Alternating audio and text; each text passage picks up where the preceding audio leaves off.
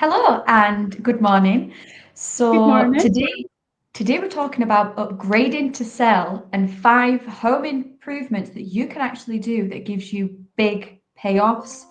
Because ultimately what we want to do is boost your sale price and increase that buying power for your next move. So it's all about finding ways to add that value in a really smart way. And something we really want to emphasize is yes, we're going to give you these brilliant tips. And also feel free to put anything in the comments if you have hints and tips, but it can be inexpensive as well. We're not asking or we're not expecting for you to spend, loads of money on it and really, really stretch yourself. There's a lot of inexpensive things that you can do, but it is about maximizing that end price and boosting your sale. And this is purely from a financial perspective.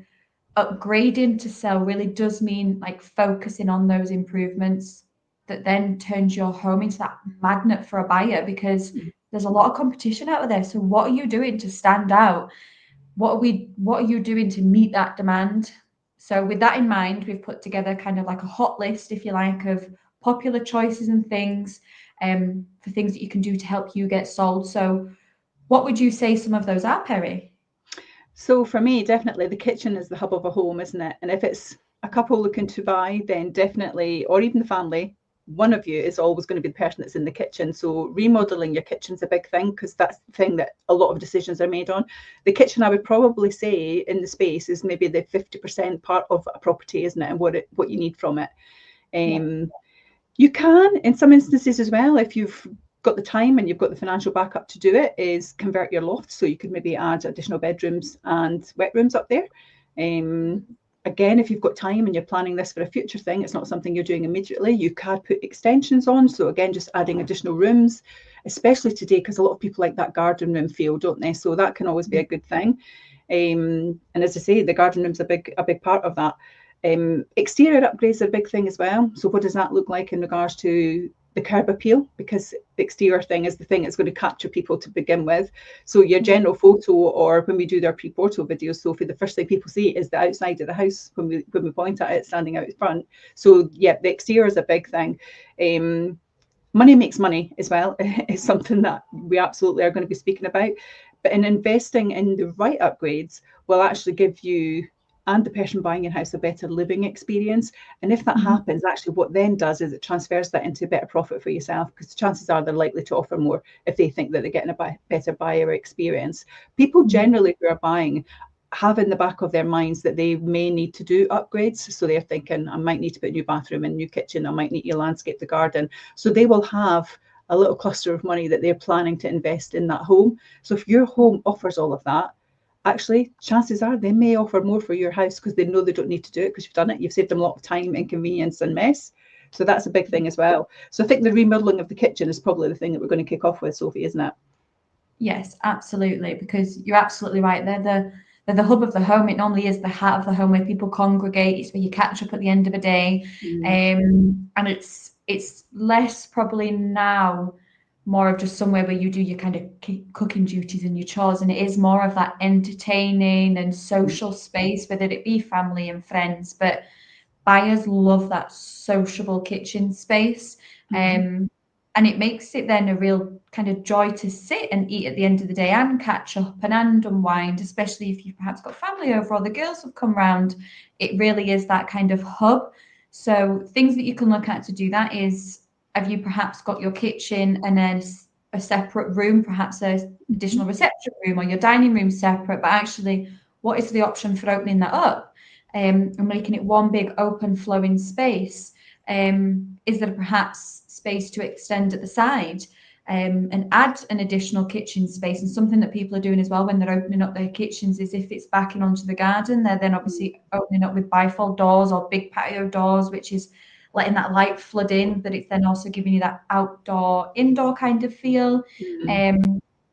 Glass wall of, whether it be spilling out onto a patio. We're selling one in Pitt and Weem just now, and it just opens beautifully onto your patio deck, and it's just stunning. And that's where they go out and have their morning coffee. And it is, because it's all about lifestyle as well. So actually people can see that lifestyle that they're getting with perhaps that open plan kitchen with the big glass doors. Is there perhaps skylights that you can add as well within the roof space? one thing that I love as well is when you see it and you've got a bathroom or an ensuite and then you've got the shower and then above is the big Velux window or the skylight. That is just stunning because you don't need to put a blind there because who's going to be looking in? So you can purely just see up, whether you're showering in the evening or you're showering in the morning, you're even seeing the sunset, the sunrise. It gives you an open feel. Like it really does add a big impact. Ensure, obviously, if we are making any changes, try and also keep it practical as well. If we're thinking about opening up space and doing open plan kitchens and dinings, think about storage as well, because that is a big thing, especially if it's perhaps a family home that you're doing this work within. We need storage space. We've all got clutter and stuff we want to kind of keep away and out of sight, out of mind. So make sure we still have the cupboard space and the storage space and space. I think that's really important, Sophie, isn't it? And I think when we do viewings, the constant question is, oh, there's lovely cupboards, or oh, there's not much cupboards. Cupboards is a big thing. We have all of this beautiful property, but the main thing is cupboards. Where do I keep the things that are everyday to me that are essential? And where can I hide things away? And if you've not got the space, then suddenly people start to think, well, actually, that's going to be out in the open now. And then it's a messy room and it's not as slick. And it changes the whole vibe of a house, doesn't it? It does, absolutely. So touching on that, then, if you are looking to do an extension, then perhaps try and factor in, and it doesn't need to be big, but is there options for the utility space to hide that away? And like a utility space come boot room, that's also a big selling point, is utility area. So if you're doing an extension, is there scope for that? Think about if you are opening up the kitchen dining area, think about, okay, yes, I'm opening it up, but actually, is it practical enough that somebody can actually get a dining table in this space? Because there's no point going to all the effort and you can't even get a dining table in the area. So it is essential to think about that finished look and the investment. Yes, you're doing it perhaps for yourself at this present time, but what does it look like when you come to sell, and what are the selling points? Something to bear in mind, as much as we say, obviously, this can be inexpensive and there is quality items out there and there is things that you can do. People are doing home improvements and they're perhaps not getting a whole new kitchen, they're getting their kitchen sprayed or they're getting it wrapped, because actually the carcass and as it stands is quality. Perhaps wanting to like rejuvenate it and you get it wrapped, you get it sprayed. So there is other options, but also don't cheap that devalues it. It's about getting that balance. So that's where it's perhaps getting kind of recommendations from people or asking around or really doing your research into what you're investing into.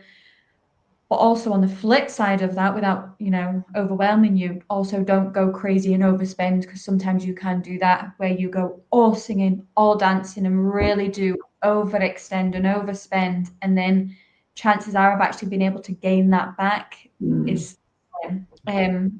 but if you want hints and tips on that, or you want advice, speak to us, pick up the phone, drop us a message, and we're more than happy to guide you through that. But obviously you mentioned as well, Perrie, converting a loft. What does that look like?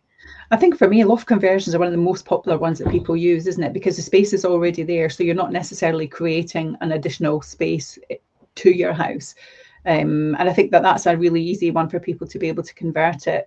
So it's all about the value and optimizing your home and what you can do with that. And the footprint, again, sometimes it's not necessarily a lengthy process as far as planning is concerned as well. So it's sometimes a little bit easier to kind of get the planning through for a converting the attic rather than it is to put an extension on. But obviously you need to seek guidance on that. But you'll get better return from a luxury bedroom upstairs as well. So again, for me, when I've seen conversions, generally they tend to be luxury bedrooms are added, so that actually what they may be able to do then in the main living space is use one of those spaces as a dining room if you don't want to extend out. So, bedrooms change around. Or actually the kids might have been a little bit older as well, and so mum and dad are quite happy to be upstairs rather than having the infants, which are obviously you don't want to be doing that. But adding a luxury bedroom upstairs in the attic space is fantastic, and also to put a lovely ensuite in there as well. It really puts a big feel, even more so if you can add a dormer too. So obviously where we live at the moment in Fife, there's quite a lot of listed buildings, so you need to inquire about that, especially East Neuk, St Andrews Way. You need to look at that. But if you can add a dormer as well, it just gives that extra space and you're not kind of bending down either. But it's an economical way as well of converting that loft and making that just feel so much bigger. Simple options include maybe even changing it, and if you don't want to go down that route, you could change it into a play den for kids. I've seen that quite often as well. I was at a property the other day actually, and their grandchild is fanatical about Lego, and they were showing me the space upstairs, and honestly there was just Lego boxes everywhere in this room. But what they do is they go up there and they spend a few hours and they just chill out, put some music on, TV, what have you, and just play Lego, so the mess is not in the main hub of the home. So that's a nice way to do it as well.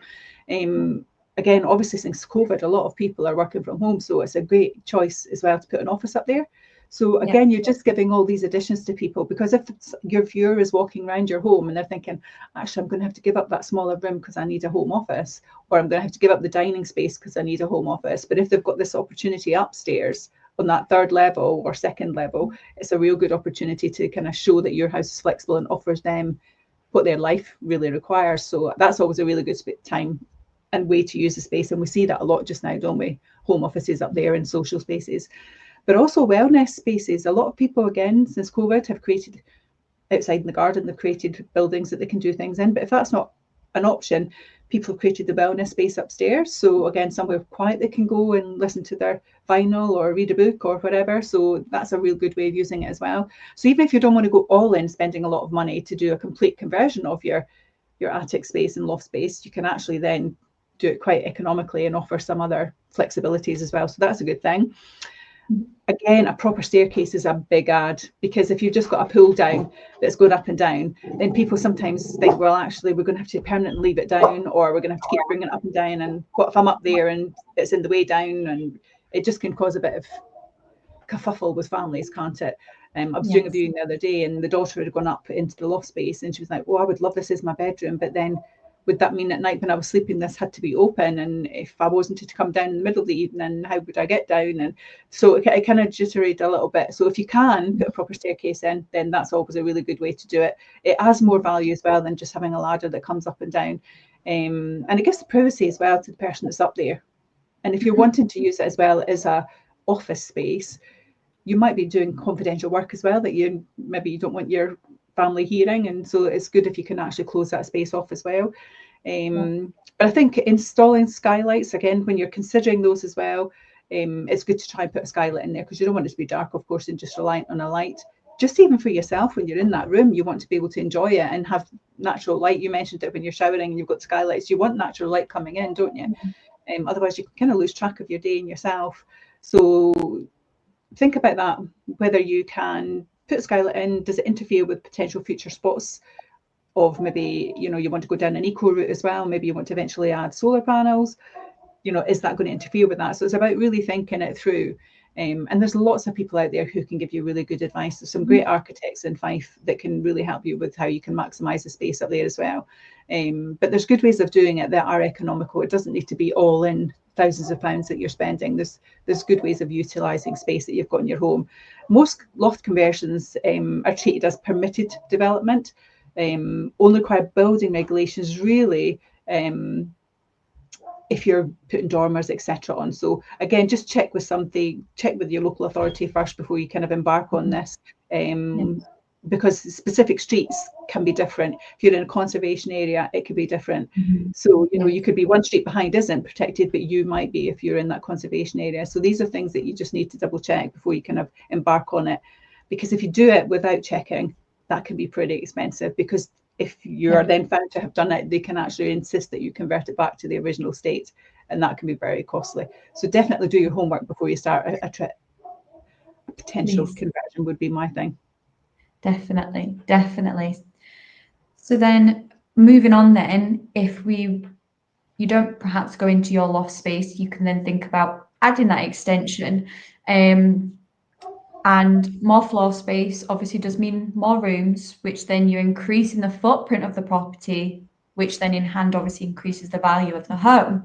So there is an opportunity then to redefine its functionality, the flow, the layout, the configuration, and it gives it then almost like a whole new feel, like a whole new home when you do that. Because actually, yes, you might be doing the extension, but actually you're perhaps moving some of the existing functions of some rooms into that new extension and redefining the whole flow and configuration.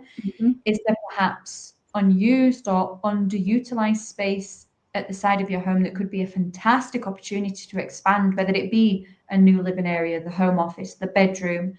Is it perhaps you doing it from a financial aspect and actually a future plan in a long-term goal that you're doing this extension for actually a separate annex that maybe at the minute is functional for the family, because you perhaps have older children that want a bit of independence, but they're still obviously close by, or you perhaps got elderly parents that you want to have close by to keep an eye on. But future proofing, is it perhaps going to be an income that you might do as a short-term let or as a long-term let? Is that a reason that you're doing an extension? So there is loads of different options as well, and something to think of, and a lot of people do it, is if you perhaps got a garage that you can extend on the top of and go over that, and that is a big thing, whether you create that as your master or additional bedroom, bathroom, people do that as well. And then as well, if you're doing it on top of a garage space, you're not losing any external footprint because you've already lost it in the garage anyway, you're just going above that. So that's a great option to consider. But if you perhaps aren't too worried about losing additional outdoor space, because that is something to consider. Sometimes people do overextend for the plot size that they're on. So yes, you've now you've perhaps created a 4-bedroom property, but it's still on a 2-bedroom plot size. So actually you've overextended for the actual plot. So that is something to consider. But if you are fortunate enough that you have that larger, perhaps rear garden or side garden, are you thinking about perhaps a 2-story extension that really does create then that substantial and perfectly balanced living space for whatever function that may be, because it does really help create that multi-generational living, and that is something we are seeing an increase on, is families coming together and living under that one roof. So actually, is there a property that they can't find the right property? So actually they purchase that property and they just do the extension. So that is what you see some people do. But please bear in mind with all of this that you do need to get the right planning permissions if you are looking to do extensions. Obviously we've already touched on that, but we can't emphasize it enough. Please don't just go, hell for leather and just start doing it off a whim, because that is going to be costly. So think about that, because Fife Council will need to come out. But I think another thing as well, you speak about overextending or adding onto your plot size, but something that happened very recently for me was that there was a particular property that was a 3-bedroom. The 3rd bedroom was a box room, but the family bathroom was downstairs. And what they wanted to do was change the family bathroom downstairs to a box room, and then the box room that was upstairs, it was bigger, make a bigger family bathroom upstairs. So have the family bathroom where the bedrooms were. But actually what they ended by doing, so that box room became not qualified as a bedroom, the one that they created downstairs, because of the size. So effectively they had turned it into, whilst it was a beautiful home and it functioned really great and the bathroom upstairs was amazing, effectively they had turned it from a 3-bedroom to a 2-bedroom because they didn't improve the footprint, but they had changed the inside layout and actually devalued the house. So that's something really to be careful of as well if you do that. So again, it's great to make it your space, but as Sophie mentioned earlier on, whilst it's your space, think about the future as well when you come to sell it, because it will make a difference. So technically that had gone from a 3-bed to a 2-bedroom property, even though internally the floor space was amazing and what they had done was fantastic. It can impact your value too. So just because you're adding things or changing something, be careful on how you do it, because it doesn't necessarily mean that you'll always add value. It'll look great and it will appeal and your end price will be achieved, but your starting point may differ because of that change that you make. So again, just get some good advice on that. Absolutely. That's an interesting one. Okay. So then you mentioned as well, Perrie, about a garden room. What benefit is that? I think for me, a completely different take on space is creating a garden room. A well thought out garden room can really attract a value addition to your property because people do want that. And if it's got no stairs to reach it as well, that's an even bigger bonus, because people want to just naturally flow out and have that accessibility. As you mentioned, if you've got elderly people that are living with you, mum and dad or wherever, they want to be able to go in and access the garden freely, don't they? So that just so much to a property if you've got that outside space. So I think you've got to consider your long-term flexibility of the space that you're creating. Even if you're only using it as an office or studio, for instance, what can it be in the future for someone? And could it potentially turn into a teenage den? Could it be an annex for a relative? And as you said earlier, even a holiday let. I've got a client who's done that at the moment. They had a huge garden and they've basically put a room outside and they're doing Airbnb from that, because it's great location. It's near to the beach. It's near to the golf courses. So they're renting out to golfers. So there's definitely ways you can do it. But actually, so you're earning an income from it just now. But actually, in latter life, even if you're not planning to move, in latter life, it becomes a space that you can utilize as well for something that you might want to do. But if you're going to do that, you need to consider things like insulation, heat, lighting, power. If you don't require a kitchen or bathroom in that area yet, it's a smart layout, put the groundworks in, so it's at least there. So if you're creating the building, but you don't need those requirements, at least it's there and it's ready to go. Because actually, even if you decide you're not wanting to do it, if you've got the plumbing, etc., in there, but you've never created that area within the room, it's a good selling point in the future, because there are people who maybe want to set up a business in there. They maybe want to do beauty therapy or something like that, or hairdressing. I've got a lot of ladies who do that from home. That's a great space to be able to do that. So again, future planning, whilst it's not relevant for you, it saves the next person thinking, well, that would be great, but it means we're going to have to dig it all up and change it all, and do I really want to do that?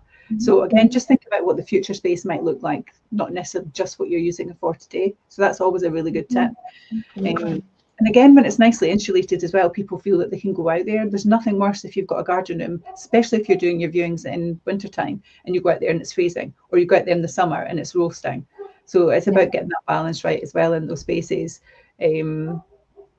But again, be mindful not to sacrifice too much of your garden. I think that's a big thing too. So whilst it's great to have that external space, and if you have extended or put a garden room on, people still want the garden space. So just be mindful that you don't take up too much of it. You might not have sprawling lawns, etc., but you could have something at the bottom of the garden so you can still enjoy that garden area. People still want to have that space, because family homes, people generally will want to have some garden area. So if you've kind of extended out and overextended the plot, as you mentioned earlier, or overextended with the garden space, in fact that you've used that garden room to use up your garden, that can really devalue as well. Gardens are a premium for people. They really want to have it. So again, just it's about choosing the kind of appropriate sizing, I guess. But ultimately, for the best results on your investment, a garden cabin needs to be flexible. It needs to be future-proofed and comfortable, convenient, and offers multiple possibilities as well for your buyer to use that space for whatever their life throws at them next. I think that's really important. And then we go into the exterior, because we're kind of in that garden area, so it kind of nicely goes into the exteriors, doesn't it? Absolutely. And sometimes exterior can be overlooked, which is actually crazy when you think about it, because that is the first thing that people see when they pull up outside the property.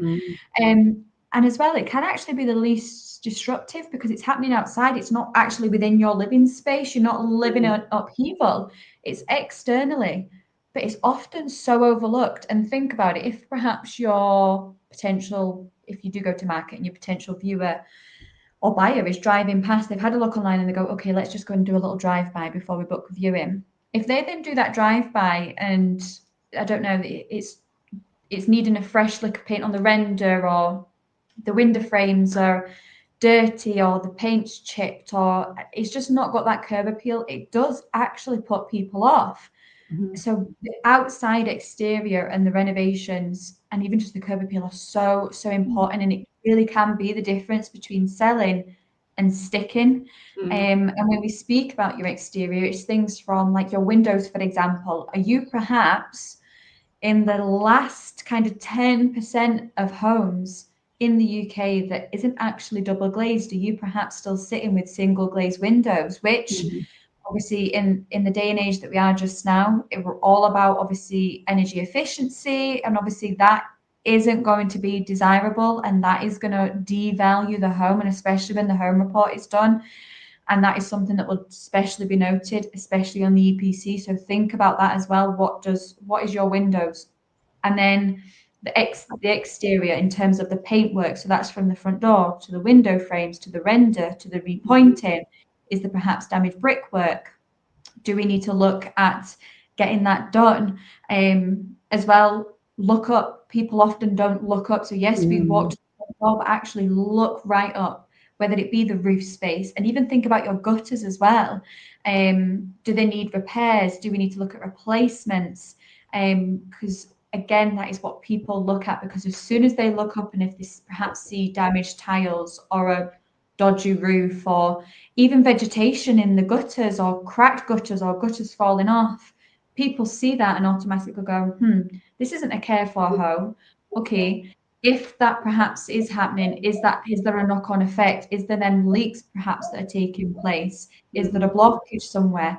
Then the mindset goes, okay, for me to rectify that, what is that going to cost? Then they start knocking you down on price. Yeah, absolutely. I must admit, I don't know if you do this, Sophie, but every time I'm at a viewing, at valuation, and if they've got a garden, it's a great opportunity actually for us to get a good look at the rear of the house and also the rooftop space. And I will always walk to the very end of the garden and look back at the house. And sometimes you can see the client looking as if say, "Where are you going?"